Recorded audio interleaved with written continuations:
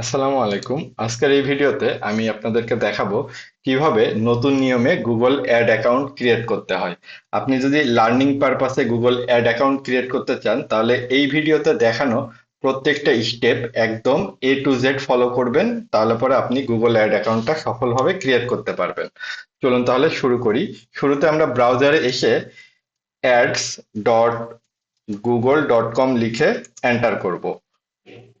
তারপরে আমাদের সামনে যে ইন্টারফেসটা আসবে সেটা হচ্ছে এরকম একটা ইন্টারফেস আসবে। এখান থেকে আমরা এই যে ডান পাশে উপরে থাকা স্টার্ট নাও এখানে ক্লিক করব। এখন আমাদের সামনে বিজনেসের কিছু ইনফরমেশন জিজ্ঞাসা করবে, সেইগুলো আমরা ফিল আপ করব।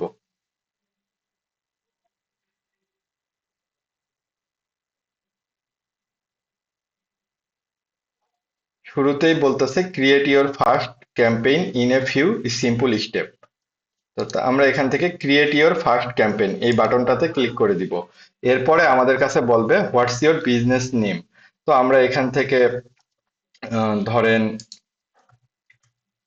ফ্রিল্যান্সিং পাঠশালা এটা দিয়ে দিলাম, একটা বিজনেসের নাম দিয়ে দিলাম এবং একটা ওয়েবসাইট অ্যাড্রেস চাইতেছে।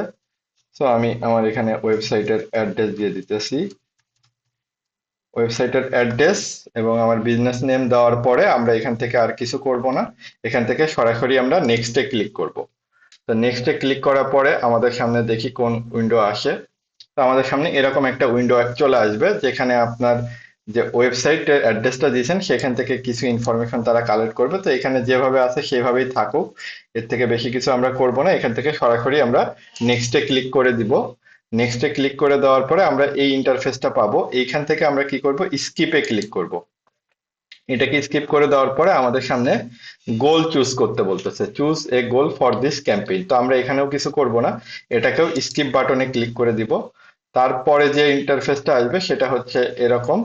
এইখানেও আমরা কি করব, স্কিপ বাটনে ক্লিক করে দিব। তারপরে আমাদের সামনে লিভ ক্যাম্পেইন ক্রিয়েশন এই একটা পপ আপ চলে আসবে। এখান থেকে আমরা লিভ ক্যাম্পেইন ক্রিয়েশন এই বাটনটাতে ক্লিক করব। এটার পরে আমাদের সামনে এই যে বিলিং এর একটা পেজ চলে আসবে। তো এই জায়গাটাতে আমাদেরকে সব থেকে বেশি কেয়ারফুল থেকে কাজটা করতে হবে। সেটা হচ্ছে বিলিং কান্ট্রিকে আমরা বাংলাদেশ থেকে চেঞ্জ করে ইন্ডিয়া করে দিব এবং আমাদের টাইম জোনটাও তখন ইন্ডিয়ান টাইম জোনেই হবে এবং কারেন্সিটাকে আমরা ইউএস ডলারের পরিবর্তে ইন্ডিয়ান রুপি করে দিব। আমরা এখান থেকে একটু খুঁজি, এই যে ইন্ডিয়ান রুপি। এই ইন্ডিয়ান রুপি সিলেক্ট করার পরে আমরা কন্টিনিউ বাটনে ক্লিক করব। কন্টিনিউ বাটনে ক্লিক করার পরে আমাদের সামনে এবার দেখেন পেমেন্টের সেটিং চলে আসবে। পেমেন্টের সেটিংস থেকে আমরা এখানে উপরের অংশে ইন্ডিয়া টাইম জোন এবং প্রমোশনের কিছু ক্রেডিট মেডিট এগুলো আছে, তো এগুলো যেমন আছে তেমন থাক। আমরা একটু স্ক্রল করে নিচে এসে পেমেন্ট প্রোফাইল, এখান থেকে ক্রিয়েট নিউ পেমেন্ট প্রোফাইলস এর পাশে থাকা প্লাস আইকনে আমরা ক্লিক করব। এরপরে আমাদের প্রোফাইল টাইপ অবশ্যই অর্গানাইজেশনই রেখে দিবেন।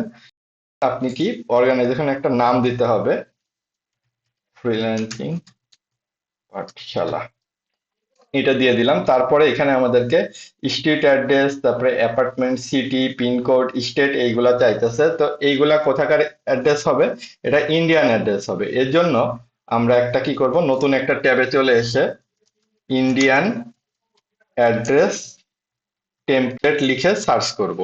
তো তারপরে আমাদের সামনে দেখেন অনেকগুলা ফেক অ্যাড্রেস জেনারেটর চলে আসবে। এখান থেকে আমরা র্যান্ডম অ্যাড্রেস ইন ইন্ডিয়া এটাতে চলে আসলাম। এখন আসার পরে আমাদের এখন কোয়ান্টিটি এখানে দেখেন একটা দুইটা তিনটা চারটা পাঁচটা ছয়টা আছে। আপনি যদি আরো অ্যাড্রেস চান তাহলে আপনি এখান থেকে কোয়ান্টিটি বাড়িয়ে দেন।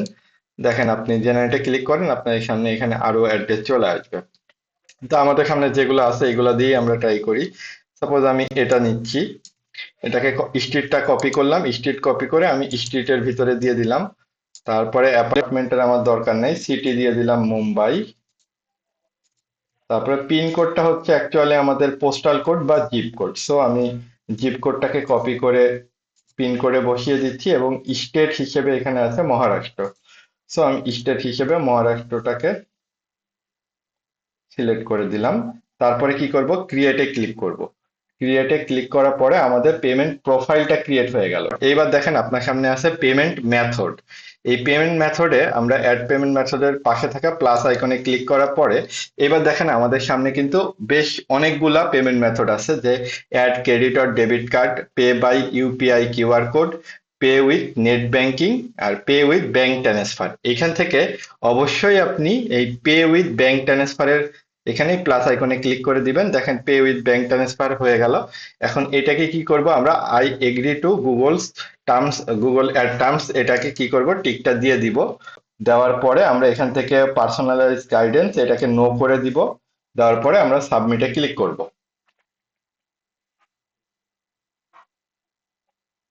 এবার আপনার কাছে এখানে ব্যাংক ডিটেলস এর কিছু ইনফরমেশন কনফার্মেশনের জন্য বলছে, এখানে আমরা সরাসরি কমপ্লিট বাটনে ক্লিক করে দিব। তারপরে আমাদেরকেই বলতেছে ইওর অ্যাকাউন্ট ওয়াজ ক্রিয়েটেড, তার মানে আমাদের কিন্তু গুগলে অ্যাড অ্যাকাউন্ট ক্রিয়েট করাটা হয়ে গেছে। এরপরেও আমাদের কিছু কাজ বাকি আছে, এর জন্য আমরা কন্টিনিউতে ক্লিক করব। এরপরে দেখেন আপনার এখানে কিছু কোশ্চেন আবার অর্গানাইজেশন সম্পর্কে জিজ্ঞাসা করছে। এখানে আপনি যে অর্গানাইজেশনটার নাম দিচ্ছেন সেটাকে সিলেক্ট করবেন। তারপরে এখান থেকে ফ্রিল্যান্সিং প্ল্যাটফর্ম, মানে আপনি যে অর্গানাইজেশনটার নাম দিচ্ছেন সেটা গুগল অ্যাড অ্যাকাউন্ট মানে কোনো অর্গানাইজেশনের জন্য কাজ করে কিনা সেটাকে আমরা নো করে দিব।